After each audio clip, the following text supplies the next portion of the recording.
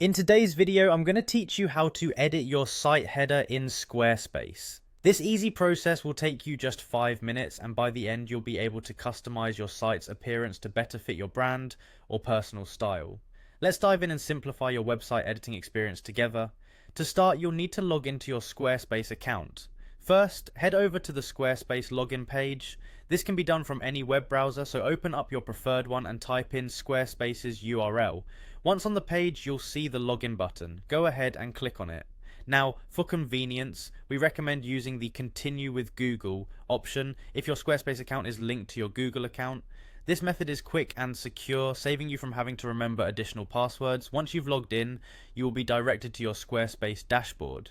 Here you'll see a list of your websites. Click on the one you wish to edit. This action will take you to a detailed view of your site's current layout and settings, where the magic happens. Next, look for the edit option. If you're having trouble finding it, don't worry, it's typically visible and labeled clearly. Once you've found and clicked on edit, you'll enter the website's customization area. In the customization area, you'll see an option to edit site header. Click on it to bring up all the elements you can modify in your site's header. Your site header is critical for displaying important information like your logo, navigation menus, and contact details, so take your time here.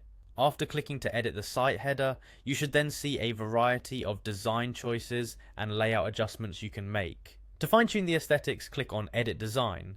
This will present you with options to alter the style and appearance of your header. Options typically include things like layout choices, font styles, and color settings, allowing you to tailor these aspects to better match your site's overall theme and appeal. Don't hesitate to experiment here. You can always revert back if needed. Remember, while editing, consider what impression you want to leave on your visitors. Your header is one of the most viewed parts of your website, so clarity and appeal are paramount.